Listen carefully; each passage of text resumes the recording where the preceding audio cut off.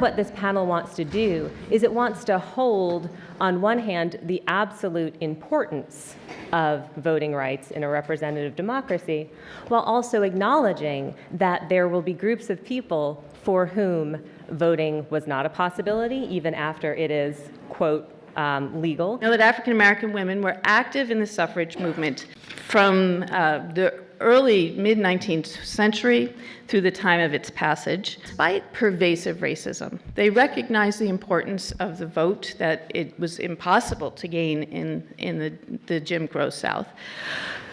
The reality was also that the political culture was racialized as masculine and white. There was still a lot more work to be done.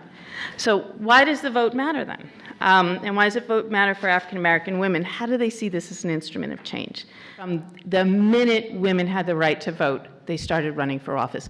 I put up these numbers just as a kind of startling reminder. We know them, but they're also really hard to stomach. So out of 45 presidents, we've had 0 women. Out of the thousands of people who've served in Congress, 2.5% have been women in its history.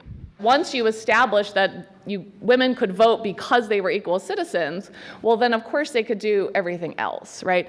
And so what we quickly learned, and looking at from a legal perspective and from a court perspective, was that didn't happen, right? Courts were very, very quick to cabin the 19th Amendment and say, oh no, that was just about voting. That's just one thing. We no longer continue to place all of these arguments in the lens of citizenship and start talking about equality. They just have to stop business as usual because most of what they're doing is illegal. Every ad that they have saying this is a job for women, no, can't do that anymore.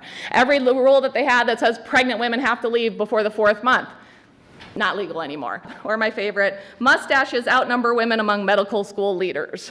Not as a proxy for gender, meaning there are more men than women, but there are more men with mustaches who are deans of medical schools than women. And mustaches, honestly, they're not that common.